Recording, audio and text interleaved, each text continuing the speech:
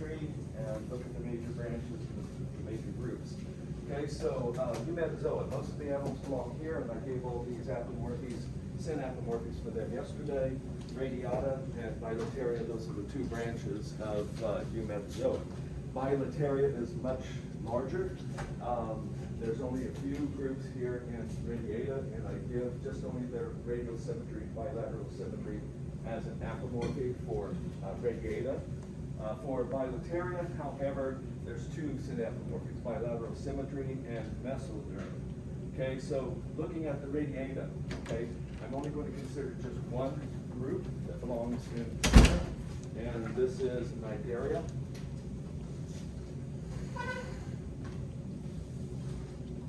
There are others like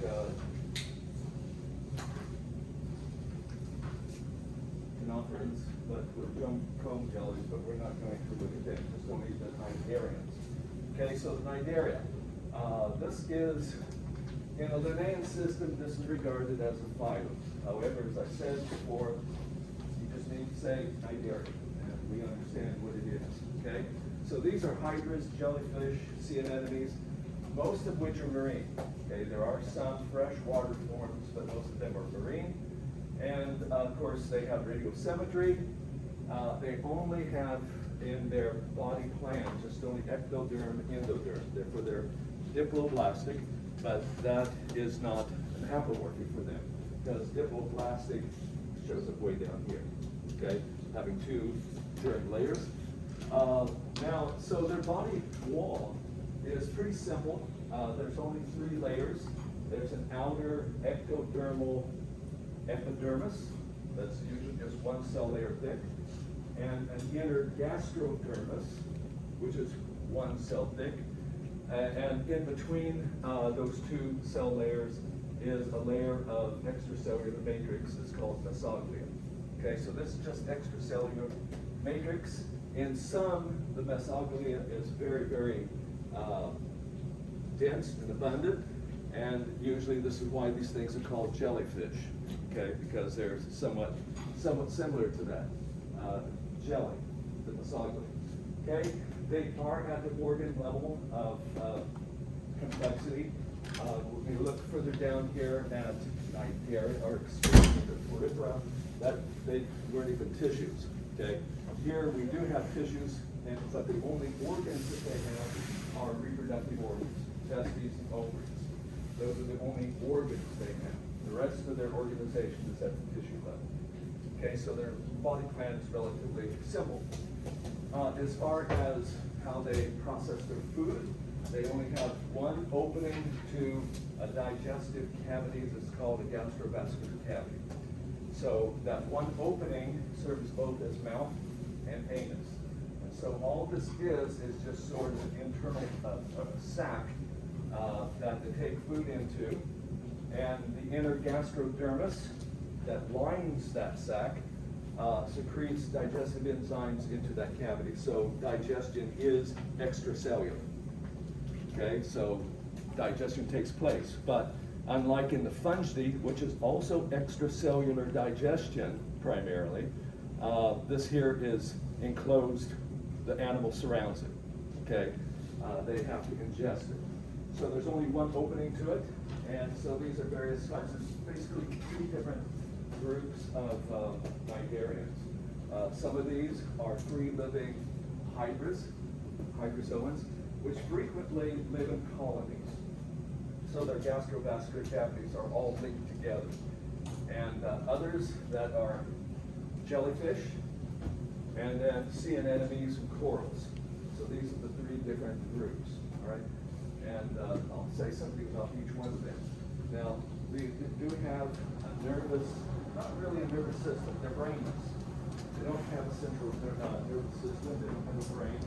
They don't really have organized nerves. They have neurons that are branching and form what's called a simple nerve net. And so that simple nerve net is enough to pick up signals from the environment. They still have receptors so that they know whether there's a good environment, bad environment, to either go that way or this way, but not a whole lot of processing. And these things have been bound around since the Proterozoic. Okay, so we have fossils that are going back before the Cambrian, before the Paleozoic, and this should give politicians hope because they've been around for a million years, billions of years without a brain. Okay, so anyway, now apomorphies for these, they have special types of stinging cells called cnidocytes.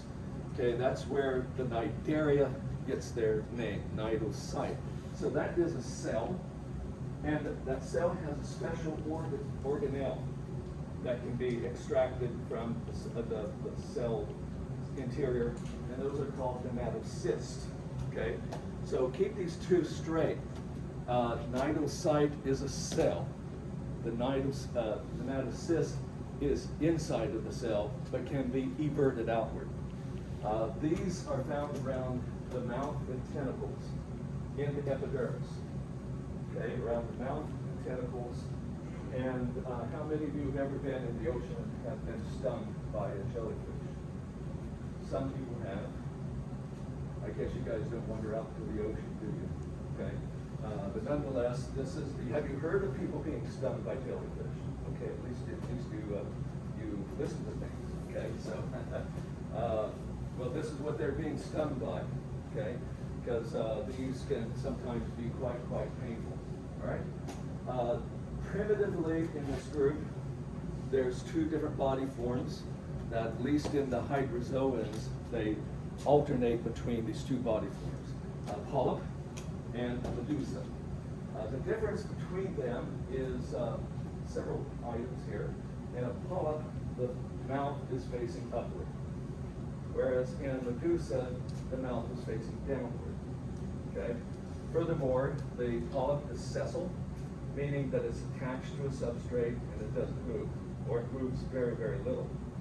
When I mean move, laterally, okay, it doesn't get up and run, all right? It's sort of fixed in place. It can wobble, turn back and forth, but it's usually fixed in place. Whereas the medusa swims around, okay, by rhythmic contractions of their muscles that they'll pulsate and swim. Furthermore, the amount of mesoglia between the epidermis and the gastrodermis in a polyp is very, very thin. Whereas in a medusa, it is very abundant. And this is why they're called jellyfish. Anything that's called a jellyfish is in the medusa form. Okay, and I'll show some pictures here in just a moment. All right, in fact, let's go ahead, jump to the next slide. I'll come back here. All right, so this is a cartoon showing a cross-section of the body wall. Okay, so on the outside, we just have epidermis, one cell layer thick. Okay, and that epidermis is of ectoderm origin when it comes to the early gastrobust.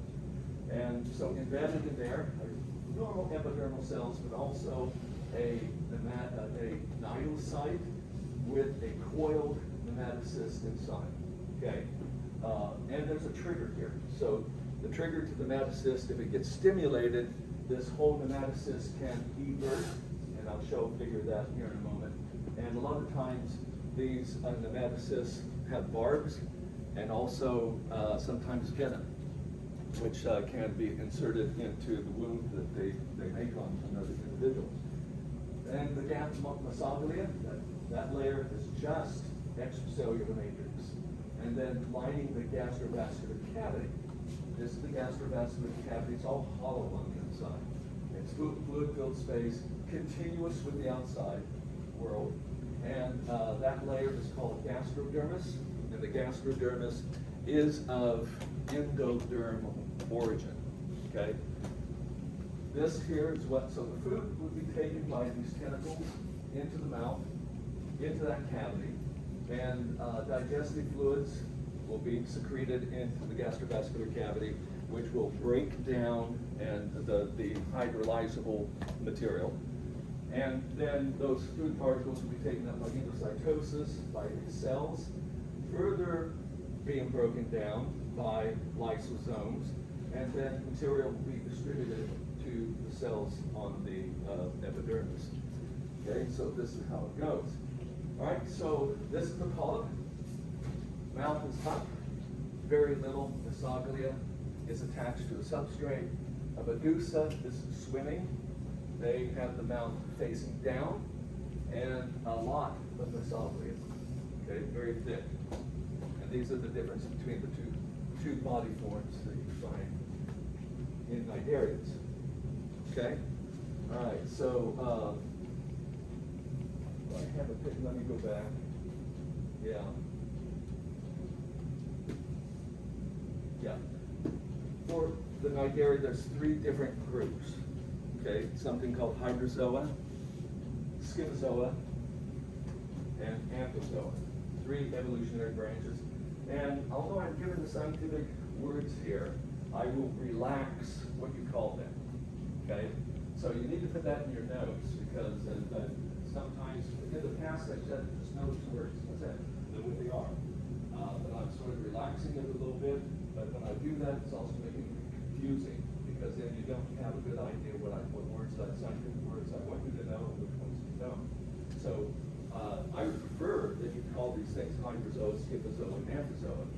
But you can just call these hydras, these jellyfish, these corals, and cyanid.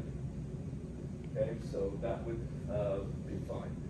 Now, how they differ, of course, molecularly, there's a lot of support for their separation here. Hydrozoans, they have polyp, medusa alternating in their life cycle. The other 2 groups are more advanced, and so this is believed to be the most primitive group. And so these are free living, most of them are hydras. And with the scyphozoa, what has happened here is that the polyp form has been reduced and a lot of times is absent. So that all you have is just the medusae, not the polyp. Whereas in the anthozoans, it's the other way around. They have lost and reabsorbed the medusal stage. Now, normally in the life cycle, the polyps are not sexually reproductive. They only reproduce asexually. The medusae will reproduce sexually, except for in anthozoa, because now the anthozoa have testes and ovaries, okay, since the medusal phase has been lost. All right, so getting back to the cnidocyte. This is a cartoon showing a cnidocyte. A cnidocyte is the cell, but it's occupied by a metacyst primarily. And there's a trigger. If this gets stimulated, then there's rapid fluid change in the cavity around the metacyst so that it is everted. A lot of times this metacyst then has a lot of barbs, and a lot of times it's associated with a venom gland. And this is how they catch their prey. Sometimes it can be very, very long, and it'll entangle their prey. And then with the tentacles, they can bring it into the gastrovascular cavity. Once in the gastrovascular cavity, it's digested, that can be digested, and the non-digestible material is then everted out the mouth. So the mouth serves both as mouth and anus. It's the only opening to the gastrovascular cavity. Okay? Now, in the life cycle of hydras, they have both medusal and polyp phases. So if we start with a polyp, polyp will start branching and grow another polyp asexually. Asexually. So these are diploid, okay, because all animals have diploid life cycles. The only haploid phase in the animal life cycle is just the gametes. Otherwise, everything is diploid. And this will grow a lot of times into a polyp colony. And so all those polyps in that colony are derived from one egg, okay, one zygote. And they have their gastrovascular cavities linked together. Some of these are feeding polyps, okay, so they're taking in food that can be distributed all through the gastrovascular cavity to other polyps. And some of them, however, are reproductive. And so they don't have the tentacles, but by asexual reproduction, they will form a bud at the end, which will then come off and grow into a medusa. The medusa is sexually reproductive. Usually and sometimes you have separate males and females. So the males have testes to produce sperm, and the females have eggs to, or have ovaries to produce eggs. These are released into the water. And so fertilization takes place outside of the body, forming a zygote, which will then grow into what we call a larva. Eventually this will settle down, grow into a polyp, and we've completed the life cycle. Now, this is the hydrozoa. And in some hydrozoas, however, instead of being polyp colonies, they can be just individuals. So in lab next week, I will probably have here, if you haven't ordered them, you'll have live hydras, okay, that are not in the colony. And I'll probably try to see if I can get some Daphnia, this type of crustacean, that you can feed them, okay, and watch them catch their prey. Right? So this is hydrozoan life cycle. Scyphozoans, jellyfish. Vast majority, all medusae, they have lost the polyp phase. At least most of them have. And some of these can get very big. Some of these bigger jellyfish, when you get stung by them, it can be not only very, very painful, but even life-threatening in some cases, in certain species. And the Amazonians, these are corals and sea anemone. All we have here is just a polyp. They have no medusa stages. And that was probably the evolution of this was by absorption of the medusae. The medusa came from, well, it's always budded off asexually from the polyp, okay, a reproductive polyp. Instead, if it gets retained, the polyp can develop the testes and ovaries. The difference between corals, all corals are colonial. So they all connected together and filter feeders, and the difference between them and the sea anemones are just individual polyps, and then some of them can get to be pretty big. The main difference between these two is that the corals, besides being colonial, they also secrete a calcium carbonate shell around them, okay, as protections. When the corals die, then that calcium carbonate shell is still there, and new colonies will grow on top of it and secrete more calcium carbonate. And so over hundreds of years, this builds up to a very, very large coral reef. So coral reefs are of biological origin, okay?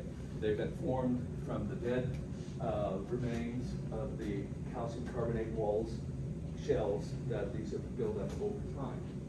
Sea anemones, they can move a little bit laterally. They're not very fast, but they're only chased down by starfish, which aren't very fast either.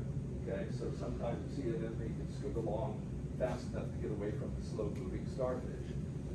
They do not have calcium carbonate shells, and sea anemones are never colonial. Okay, they're always individuals. Okay, so that's all I have to say about Bulgaria. Okay, around in a terrestrial habitat like where we live, you might find some hydrozoans on fresh water, like the pond up here, but it's very rare. Most of them will be in the ocean. Okay, so Bilateria. This is the major group of eumetazoans, and they have, given these hapomorphism 4, bilateral symmetry. Okay, bilateral, so they have a distinct head, tail, left, right sides, dorsal side, ventral side. And they are triple blasted, but the apomorphy is that they have another primary germ layer in the gastrula called mesoderm, from which the muscle system develops, and a few other internal organs as well. Okay? Now, the cnidarians do have contractile cells, but they're not organized into muscle tissue at all. They are cells that are widely distributed, connected to each other, and when they contract, yes, they can create body motion, but they're not modified muscle. They do have myosin motor proteins walking on microfilaments, just like the organization skeletal muscle, but it's more diffuse. This here is a good organized tissue called muscle. Some of them have some degree of a head. Okay, this is called cephalization. Okay, and why is that? This bilateral symmetry is probably associated with actively moving animals. Okay, evolutionarily. Cnidarians, they do move, but they sort of move sort of randomly around in the ocean. However, with bilaterians, most of them go in a very direct motion. And so when that happens, when you're going in one particular direction, prolonged, one part of the body enters that environment first. And that's a good place to concentrate sensory organs so that you can tell whether or not this is a good place to be, or if it's dangerous, is there food there, or is there something going to eat me, okay? And so these types of sensory organs are concentrated on what we call a head, okay? And that's what we call cephalization.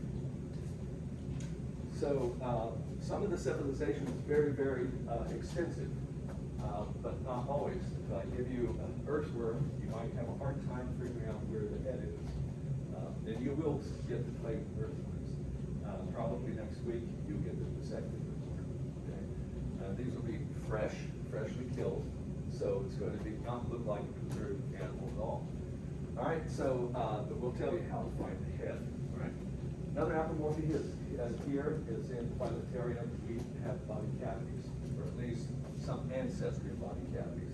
That does not happen in the cnidaria, because a body cavity is always a fluid-filled space internal between endodermal tissues and ectodermal tissues.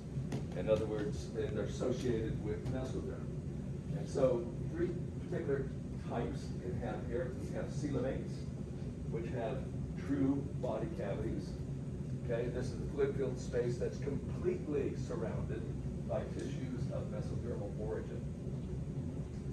Pseudocoelomates are believed to be derived from coelomates, and this is where they have a fluid-filled cavity, but it is not completely surrounded by mesoderm. It's only surrounded by mesodermal tissues on the exterior side. On the interior side, it is bound by tissues of endodermal origin. And then we have a few that have completely lost the coelom, and they're acoelomates. And we have several groups that are acoelomate. In other words, they're solid. They have no body cavity. They do have mesoderm, and so their tissues, if you try to go through them, you go through tissues of ectodermal origin, mesodermal origin, endodermal origin, right into the gut cavity, okay, without meeting any fluid-filled space, right? And this acoelomate thing is acting independently more than 5 times. So there's 5 different groups, but we're only going to be seeing one of these groups. All right, so 2 major branches to bilateria based on embryological characteristics, but also based on supported by DNA molecular evidence. The embryological evidence came first, and so these were long ago recognized as 2 separate branches, and they have been verified by molecular DNA. Okay, so this is what tests phylogenetic hypotheses. When the technology gets advanced enough, you can make predictions, if it is true, that based on morphology or based on embryology, that these 2 branches are real, then the DNA sequences should support that.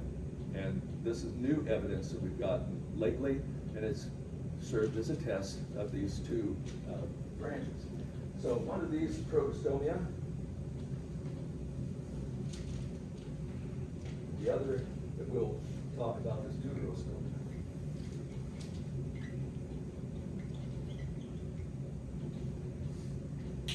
But I'm going to still give apomorphies for these 2 major branches. Then we're going to walk through the protostome groups and then return to the deuterostome groups a little bit later. Protostomia, deuterostomia. Okay. protostome, the first to mount. Proto means first. So first mount, deutero means second mount. And I'll explain what that means here momentarily. Okay, so from the textbook, this is the phylogeny. We're right here. Bilateria, protostomia, deuterostomia, and some of these groups up here we're not going to talk about. Some of them we will, but nonetheless, this is a figure in the textbook. I have a comparative table here to talk about four different embryological characteristics that were used originally to distinguish protostomia and deuterostomia. So these are very early. Very early. We've already talked about how in animals, in eumetazoans, that the zygote undergoes cleavage in the form of blastula.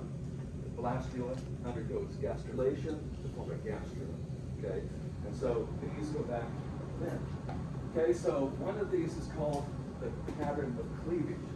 When that first zygote divides, we have two cells, both of which will divide again. We have 4 cells. And then when they divide, each of these again divide, we have 8 cells on 2 stacks, 4 on top, 4 on the bottom.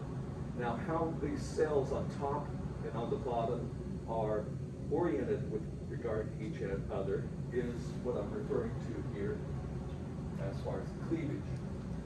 This has what's called spiral cleavage, whereas the deuterostomes have what's called radial cleavage.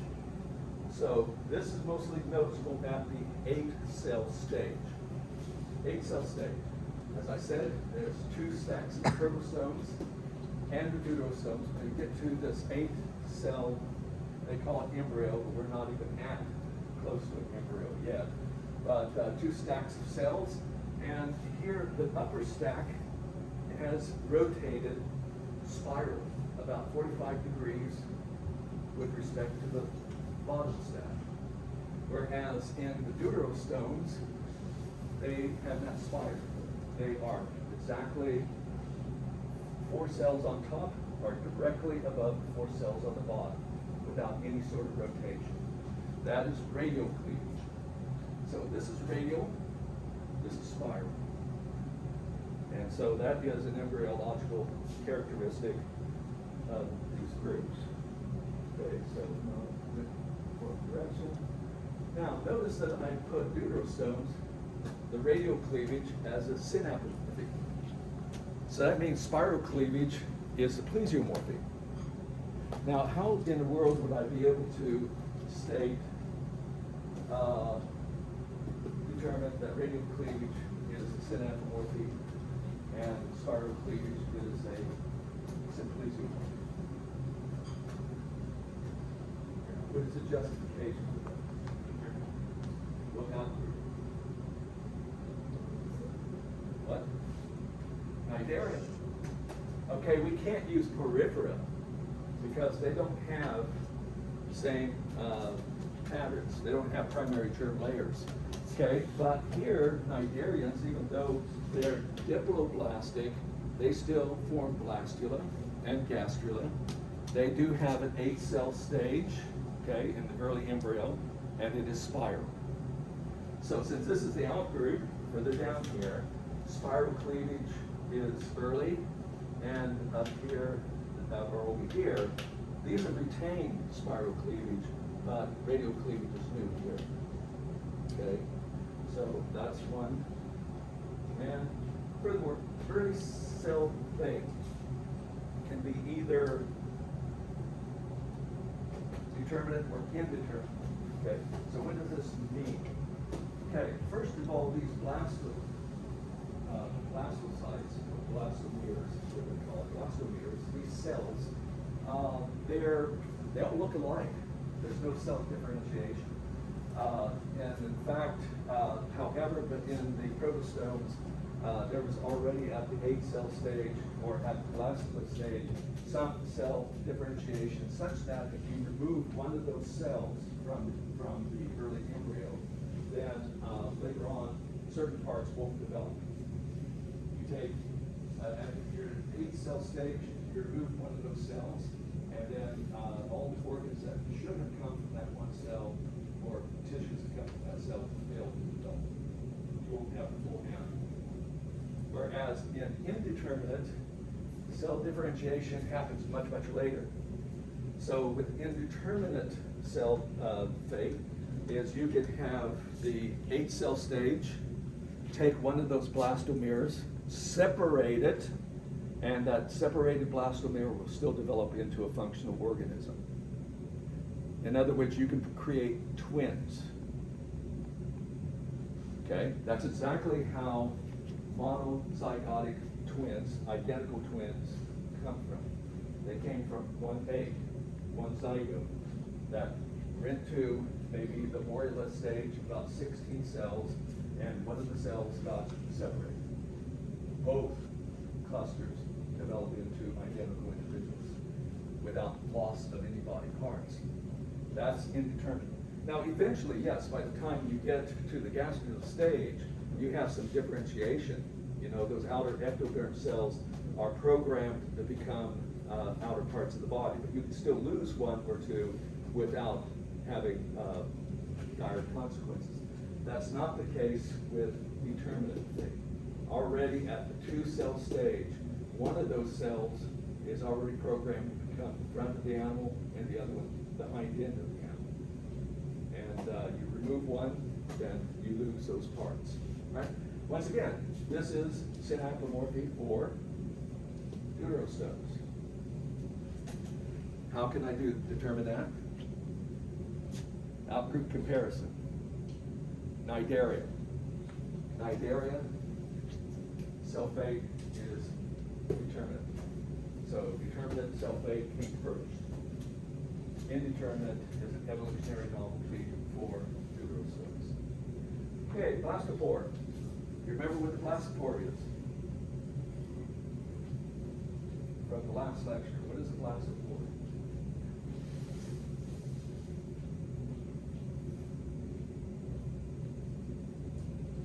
What is the blastopore?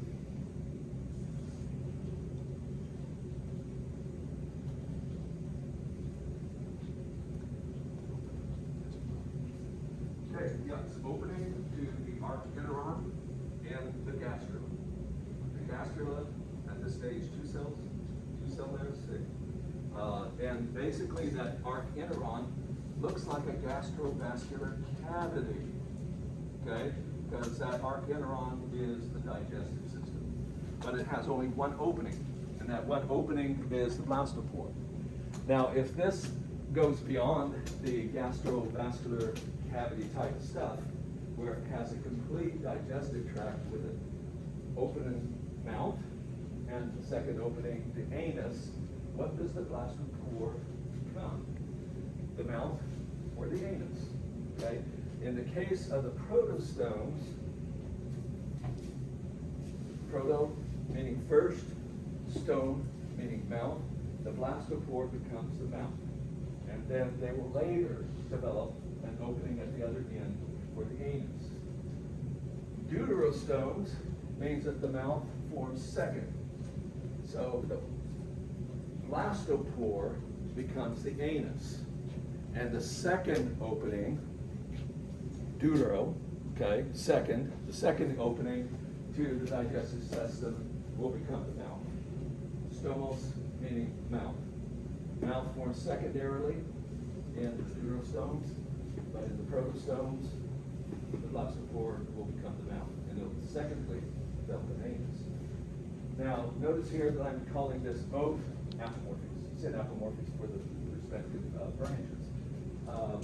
Because which one of these may have come first? We can't tell. Why not? What would our outgroup comparison tell us? Outgroup comparison won't tell us anything because cnidarians have just one opening, okay? It serves both as mouth and anus, all right? So we can't tell which one came first. So I'm counting them both, so we have an apomorphic for everyone. Everyone has to have a synapomorphic, at least one, all right? So I'm going that direction. The third, is how does this coelom develop? Because it first of all will form in the early embryo, gastrula, will form two primary cell layers, ectoderm, endoderm. Then mesoderm will form between them. But how does it happen? Okay, that pattern is a little bit different. In the protostomes, it's called schizocoelus.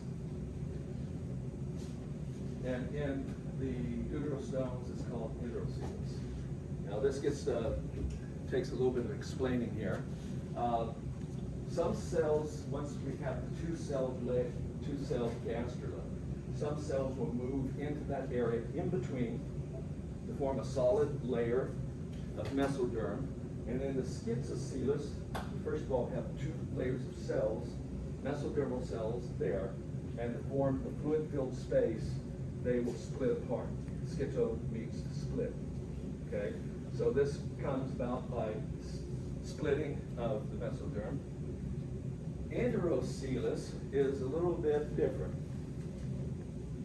because how it develops is that there will be outpocketings on the away from the blastophore, outpocketings of the endoderm. These outpocketings will keep growing, and move down into this area, and this will keep going and move down into this area. Eventually, that will break off, and we now have a body-filled, fluid-filled space, a coelom, that's completely surrounded by mesoderm. So these two patterns are a little bit different, but in the end, they all look the same. It's just how do they arise. Okay, this protostomes by splitting of solid mesoderm. Okay, enterocoelus by outgrowth of the ectoderm on the opposite side of the blastophore, and that material moves down into that space between ectoderm and endoderm, forming the mesoderm. This here, schizocoelus. First of all, those two layers of mesoderm were right like that, and then they split apart. And then they keep growing on back there. This figure here doesn't show you all of the events that are happening. Okay, so since once again, we can't appeal to Nigerians to figure out which one of these two patterns comes first, it's inconclusive, and we're using them both as synapomorphies for these two respective branches. Okay, so we have for deuterostomes 4 synapomorphies. For protostomes, just 2. Okay? All right. So now we'll march up protostome. 2 branches, protostomes.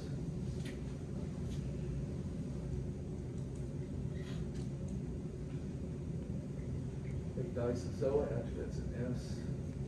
And this is a doozy.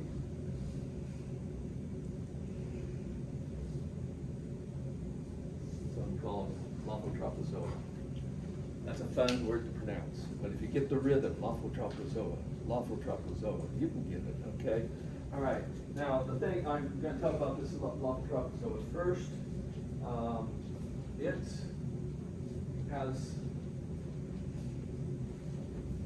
for one thing, let me say about this, I'm not giving any sort of synapomorphies for it because they're embryological and rather technical that will support that, but it is widely supported by DNA sequencing, all right?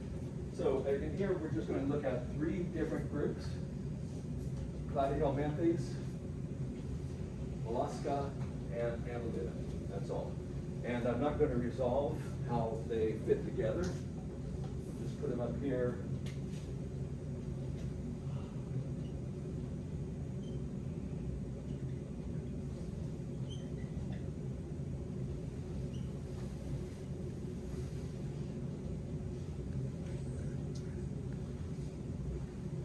Okay, so we're not going to resolve them. Okay, so they're just only 3 groups that are on a Linnaean system. they'd be at the level of a phylum. Okay, so platyhelminthes, go through these first. These are flatworms. That's exactly what that word says. Platy means flat. Helminth means worm. Okay, and I believe this is Greek, but they're flatworms.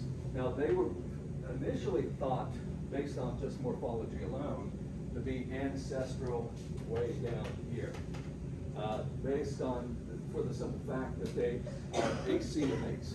Okay, they don't have a body cavity.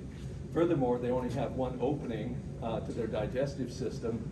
It is they have a gastrovascular cavity. That made them look sort of like cnidarians, primitive animals. But actually, with further study, they have a lot of specializations. And it looks like probably they were originally good coelomates, but in the original ancestry, but they have lost some features and simplification. And DNA sequences support this, okay? So they're more advanced than we thought. So I'm giving as an apomorph just for this group that they've lost the coelom, okay? So they don't have that body cavity. And that they only have a gastrovascular cavity, but that gastrovascular cavity is pretty complex. It's not just an open bag like it is in Nigeria.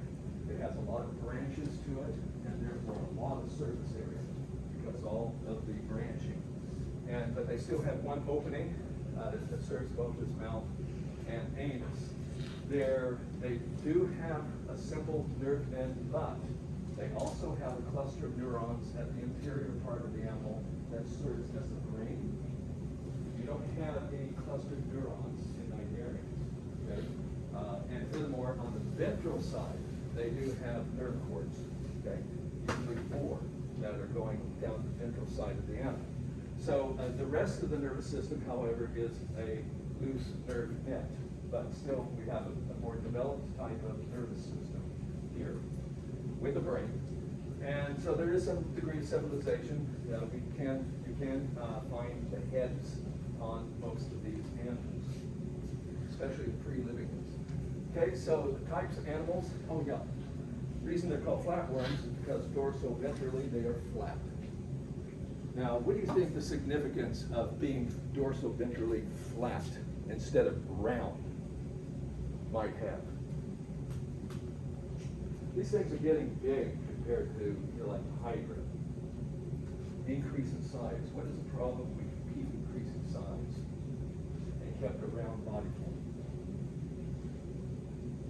Would it be a problem? What? The surface area.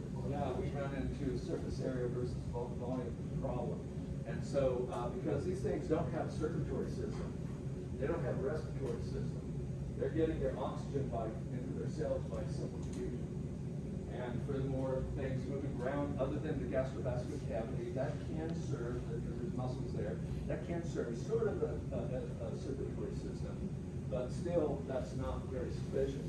And so by taking this flattened body form, then no cell inside of the body is more than 1 millimeter from the external world.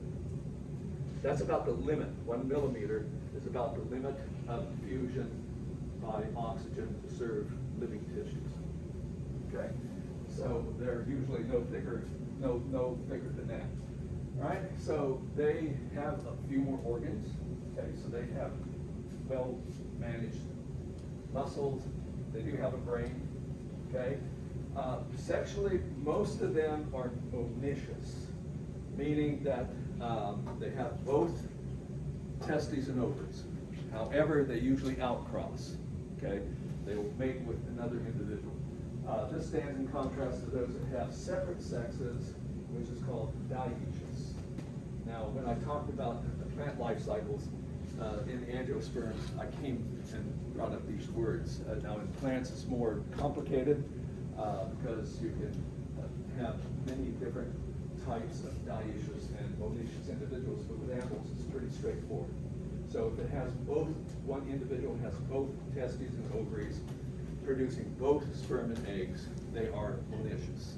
If they are separate sexes, where we have one individual that is male with testes producing sperm, one individual, separate individual, that's female, that produces eggs, that has ovaries, then they're dioecious.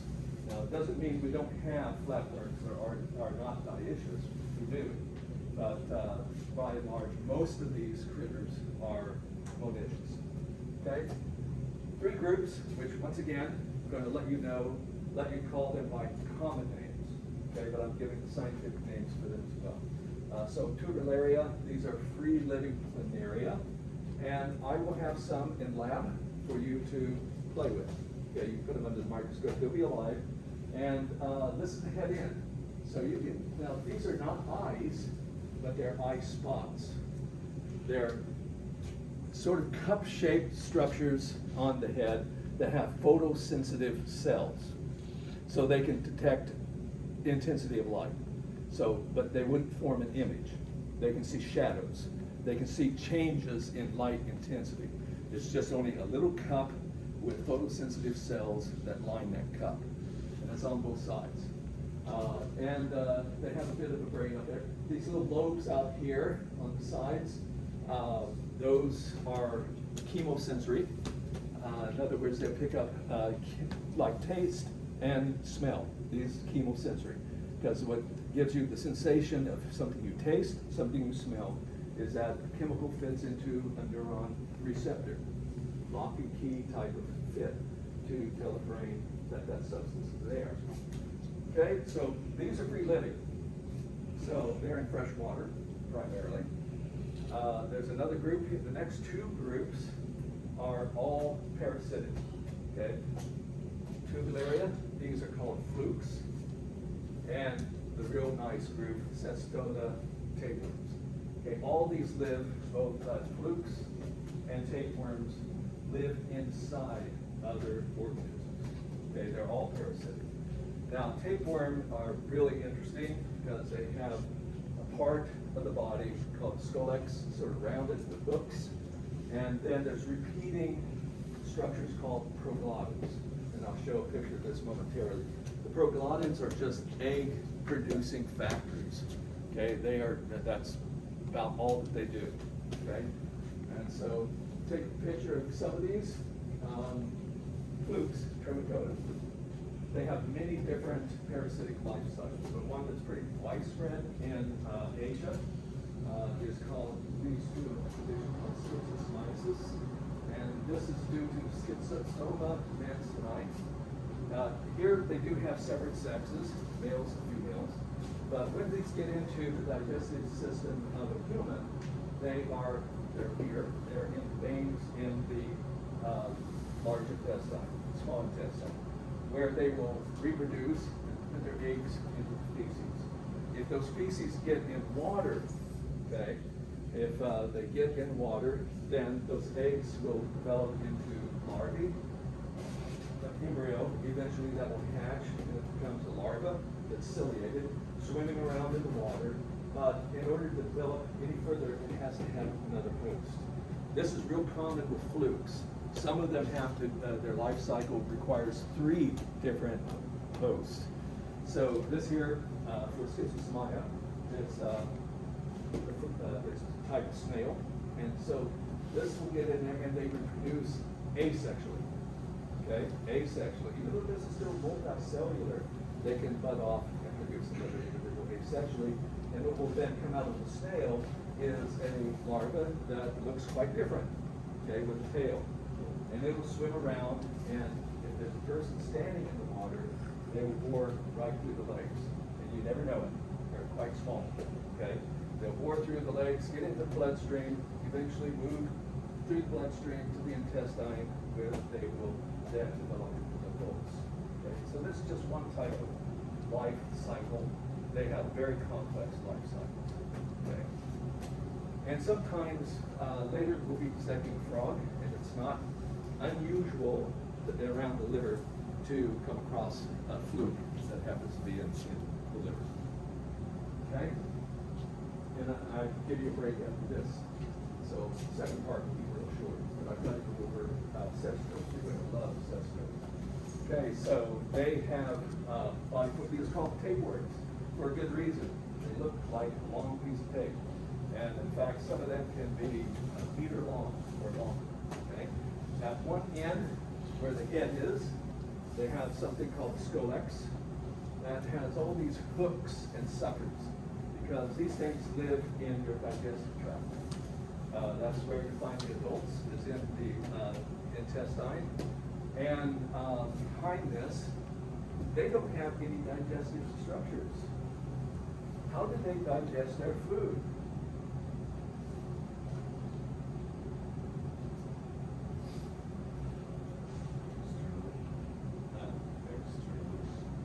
How would that work?